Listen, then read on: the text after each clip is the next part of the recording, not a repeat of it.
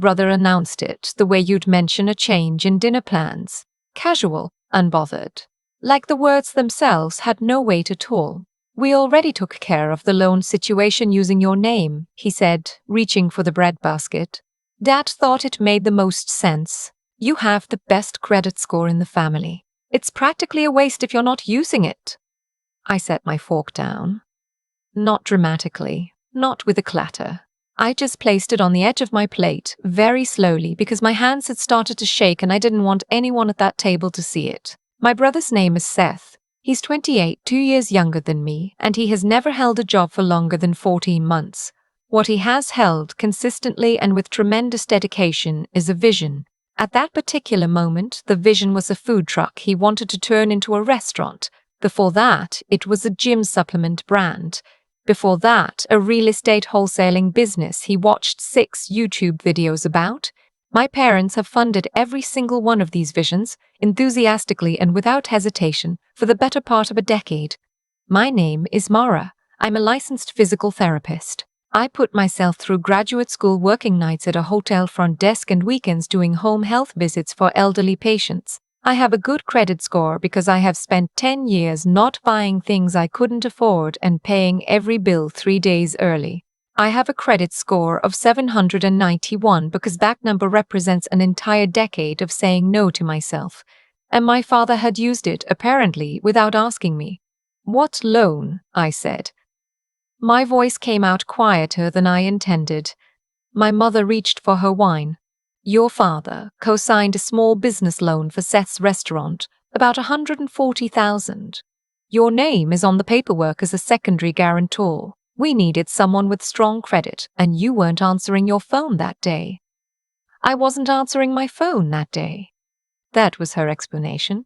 I wasn't answering my phone that day, so they signed my name on a $140,000 loan for a restaurant my brother had been planning for 4 months. You forged my signature, I said. We didn't forge anything, my father said. He had the particular calm of a man who has never been told no by anyone who mattered to him. Your mother signed on your behalf. Your family. You would have said yes.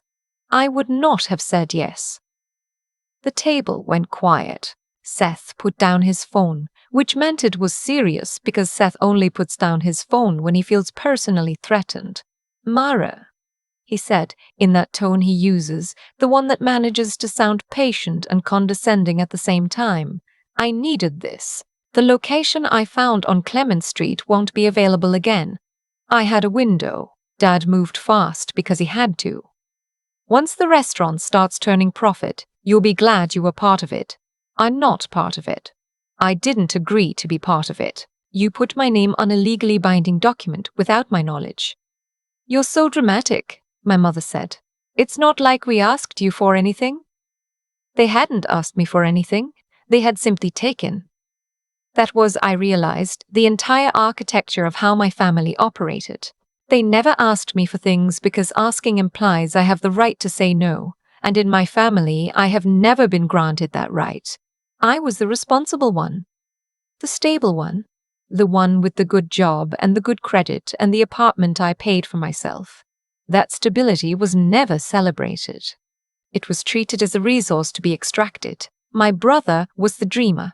My brother was the one with potential and vision, and the kind of beautiful recklessness that my parents had spent his whole life romanticizing.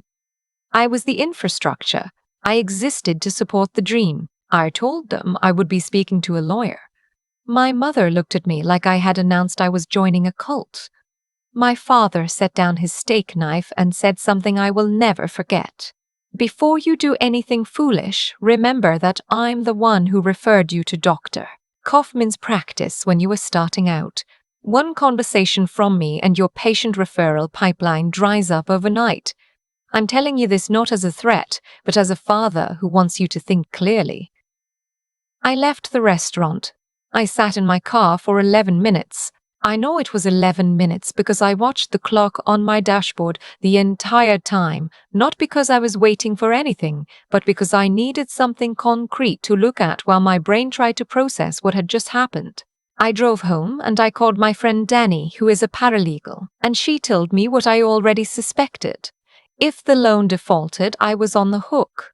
If Seth's restaurant failed, and given his track record, the probability of that was not small, creditors could come after me. My credit score, the thing I had spent a decade building, could be destroyed, and the signature, even if forged by my mother, would be nearly impossible to contest without a long, expensive legal fight which my parents knew perfectly well. I went to bed at midnight and stared at my ceiling until 4 in the morning. The next day I called a real estate attorney. Not because I had a specific plan, but because I needed information. The attorney confirmed everything Danny had said and added a detail that made my stomach drop. The loan had been taken out 6 weeks ago. Seth's restaurant was already under construction. The money was already spent. I called my father that afternoon. I told him I had spoken to a lawyer. I told him I needed my name removed from the loan documentation, or I would be filing a report with the lender about the forged signature. He was quiet for a moment. Then he said, "Seth needs this, Mara. You're really going to blow up your family over paperwork." "Over paperwork," I repeated. "You have a stable income. You have no dependents. You have no mortgage. Seth has a real shot at something here, and you want to take that away from him because you're jealous." I was not jealous. I was a person who had just discovered that her legal identity had been used as collateral for her brother's 4th business venture without her consent.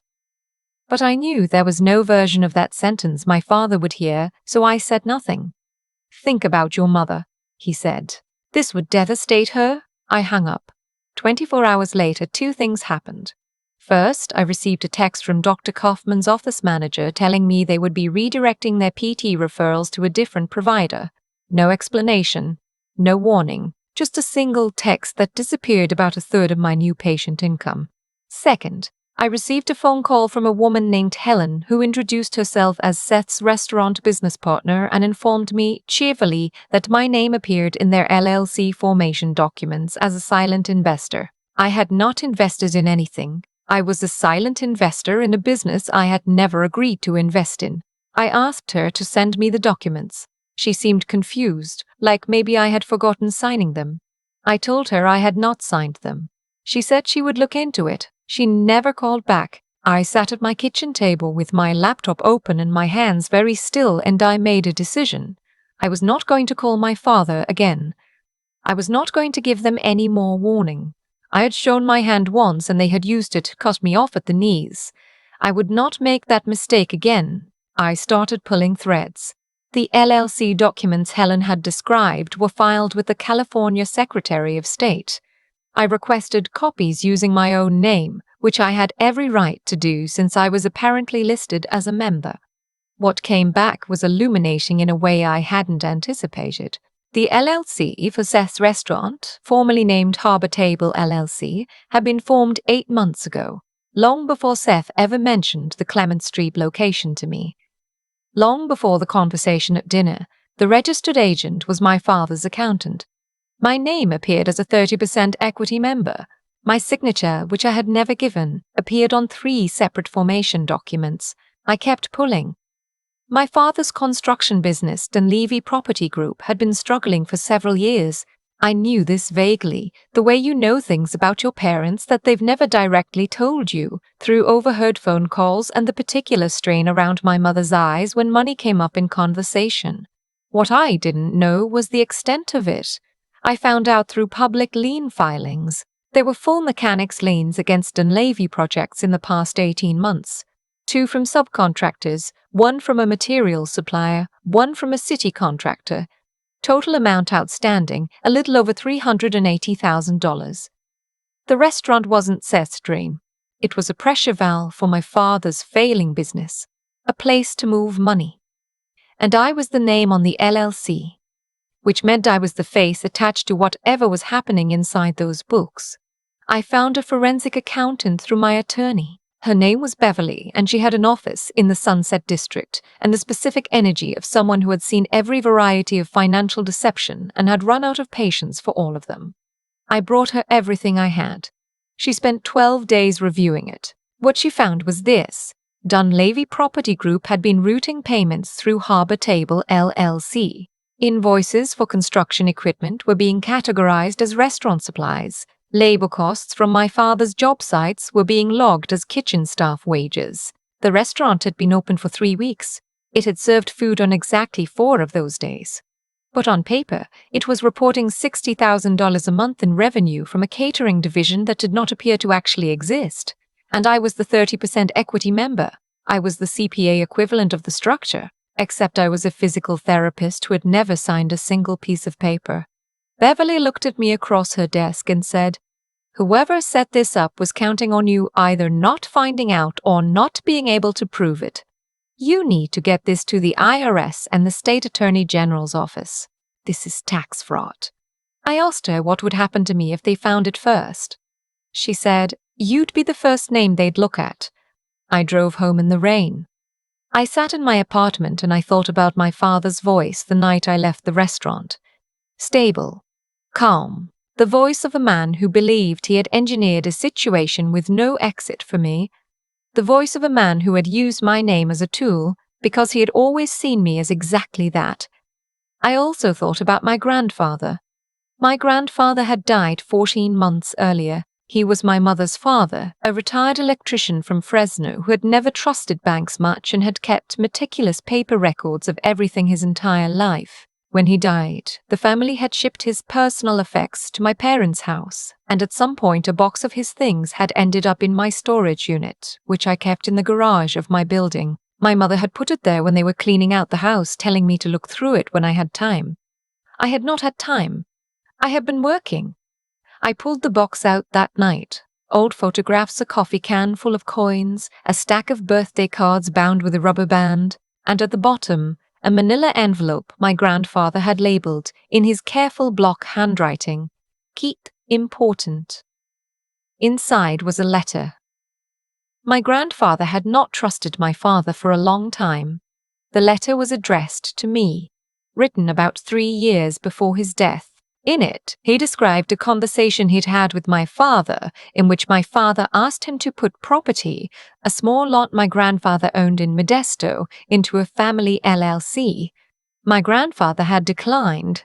He'd consulted a lawyer quietly, and the lawyer had found that the LLC my father wanted to use was already structured in a way that would give my father effective control over the asset. My grandfather had written, "I don't know what your father is building, Mara, but I know I don't want my name on it, and I don't think you should let him put your name on anything either. I should have told you this directly. I'm telling you now in case it matters later." He had dated the letter. He had signed it. He had kept a copy at his attorney's office, which I confirmed the following morning when I called the attorney, who was still practicing in Fresno and who remembered my grandfather clearly and said that yes, he had the original, and yes, it was notarized. My grandfather had left me a roadmap. He just hadn't known exactly which road I'd need it for. I spent the next 3 weeks working with Beverly and my attorney, a woman named Patricia. No, I need a different name. I cannot use that one. Her name was Susan. I worked with Susan and Beverly to build a complete picture. The forged signatures, the LLC documents, the lien history of Dunleavy Property Group, the financial routing through Harbor Table, the letter from my grandfather, the referral pipeline my father had cut off the day after I threatened legal action, which my attorney said could constitute tortious interference with business relations. We did not call my father. We did not warn him. We did not show our cards. Seth's restaurant was planning a grand opening event. My mother had been promoting it on Facebook for 2 weeks. Local food bloggers had been invited. My father's business contacts were coming. It was going to be, by my mother's description, a celebration of the family's resilience and creativity. I made sure I was on the guest list. Seth's business partner Helen had added me months ago, before she understood I hadn't actually agreed to anything, and no one had ever removed me. I arrived in a blazer and flats. I had not slept well in 3 weeks, and I had not told a single family member I was coming. My brother saw me first. He came across the room with his arms slightly wide, prepared to do the thing he does where he turns tension into a public display of warmth that makes the other person look difficult if they don't participate. "Mara," he said, "I'm really glad you're here. I know things have been—" "I'm not here for you," I said quietly and clearly. "I'm here because my name is on your LLC and I have every right to be present at this event." He stepped back. My father appeared at my elbow approximately 45 seconds later. He had a glass of wine in his hand and the expression of someone doing vigorous internal calculation. "This is not the place," he said. "I agree," I said. "I tried to handle this privately. You cut off my patient referrals and put my name on a second business entity. So here we are. Leave," he said, "right now. Or I will have you removed." "I don't think you will," I said. "Because the people you'd have to call to do that are the same people I've already been in contact with." He went very still. I watched him process it. I watched the moment he realized I wasn't bluffing. I had given the IRS documentation to Beverly's contact in the Criminal Investigation Division 2 days earlier. I had given Susan the state AG referral. I had not done it quietly. I had done it with a paper trail that included my grandfather's letter, Beverly's full forensic report, the lien history, the LLC documents with my forged signature, and a recorded phone call, legal in California with one-party consent, of my father telling me he had cut my referral pipeline as a consequence of my legal threat. I did not make a speech. I did not take a microphone. I am not that person. What I did was stand in the middle of my brother's restaurant while my father's face rearranged itself into something I had never seen before, and I said, at a volume that the 4 nearest tables could hear without me raising my voice, "You used my name and my credit and my signature without my consent. I have given everything I found to the IRS. I suggest you get an attorney tonight." My mother set down her appetizer plate. Seth said, "What did you do?" "I protected myself," I said, "which is what you all assumed I would never do." "I left before the federal investigators arrived." I know they arrived because Beverly called me at 9:47 that night to tell me that 2 agents had appeared at Harbor Table LLC's registered address, which was my father's accountant's office, with a warrant. My father was not arrested that night. These things move slower than they do in movies, but they moved. Over the following 4 months, the case built itself with the momentum of something that had been waiting to collapse for a long time. The forensic trail Beverly had documented was, according to Susan, unusually clean. My grandfather's letter provided a documented pattern of intent that prosecutors found significant. The forged signatures were confirmed by a handwriting expert. The LLC was dissolved. The loan on which my name had been used as a guarantor was restructured through the lender's fraud department once the forged documentation was established. My father's accountant accepted a plea agreement and provided testimony. My father was charged with wire fraud, tax evasion, and 2 counts of identity fraud, using my legal identity without consent on financial documents. My mother was charged as an accessory. Their plea negotiations lasted most of the following year. Seth's restaurant closed after 11 weeks. The Clement Street location is a bubble tea shop now. I had to rebuild my patient referral pipeline from scratch. That took about 8 months and was honestly the hardest part of all of it. Harder in some ways than the legal process because it required me to make phone calls and have conversations and ask for things from people, which is not my nature. My nature is to work quietly and assume the work will speak for itself. I had to unlearn that, at least partially. My credit score dipped briefly during the period when the loan was under fraud review. It recovered. It is currently 803. I have a small PT practice now, 2 treatment rooms and a part-time receptionist named Gwen, who has very strong opinions about the office playlist and is generally right. The practice is in my name, only my name. Every document in the filing cabinet has one signature on it, and it is mine, and I put it there myself. My brother sent me a text 8 months after the restaurant closed. It said, "I hope you are happy." I thought about responding for a while. I thought about explaining that happiness wasn't the point, that survival wasn't the same thing as happiness, that I had not felt happy for a long time and was only beginning to understand what it would take to feel that way again. I didn't respond. Some sentences have already been said in all the ways that matter. My grandfather's letter is framed on the wall of my office, behind my desk. Most patients assume it's a diploma. I let them assume that. It is the most important credential I own, not because it proved my case, but because it proved that someone in my family saw me clearly and believed I was worth warning. I think about him a lot. I think about the fact that he wrote that letter and sealed it and kept it for 3 years without telling me, trusting that I would eventually open the box. He knew me better than I knew myself.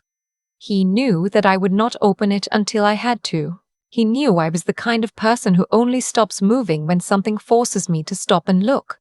He was right. I just wish it hadn't cost so much to find out. The bay window in my office faces west. In the late afternoon, the light comes in at a long angle and turns everything gold for about 20 minutes. I try to stop working during those 20 minutes. I try to just sit there and be a person who has a window and light and a room she built. Most days, that's enough. I spent a lot of time thinking about the word stable.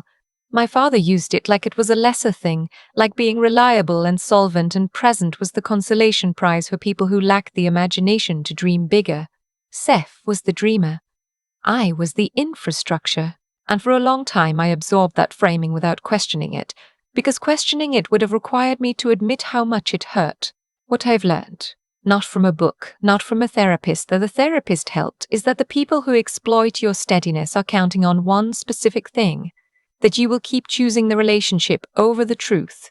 Every time I had swallowed something unfair over the years, every holiday I'd smiled through, every time I'd written a check or made a phone call or shown up when it cost me something, I was teaching my family that my limits were negotiable. I wasn't being kind. I was being slowly trained to accept less than I was owed. The moment I stopped accepting it wasn't heroic. I want to be clear about that. I didn't stand up at that dinner table and deliver a speech. I sat in my car for 11 minutes, staring at a clock. I called Danny and asked her to explain things to me like I was someone who needed to hear it out loud to believe it. The courage, if you want to call it that, came in very small increments over several weeks. Mostly late at night, mostly alone. What my grandfather understood, and what I think about every time I look at his letter on my wall, is that integrity doesn't announce itself. He didn't warn me in a dramatic conversation. He wrote a letter, dated it, had it notarized, gave a copy to his attorney, and put the original in a box he trusted me to eventually open. He built the truth into something that could last, and then he waited. That kind of quiet, patient honesty is a form of intelligence I didn't fully appreciate until I needed it to save my own life. The cause and the consequence in this story are not complicated once you see them clearly. My father spent years treating other people's stability as a resource he was entitled to draw from. He did it to his subcontractors. He did it to his business partners. He did it to his business partners. He did it to me. And each time no one pushed back, he went further. That's not a mystery. That's just what happens when behavior is repeatedly rewarded. The consequence was not punishment handed down from somewhere outside. It was the inevitable end of a structure built on dishonesty.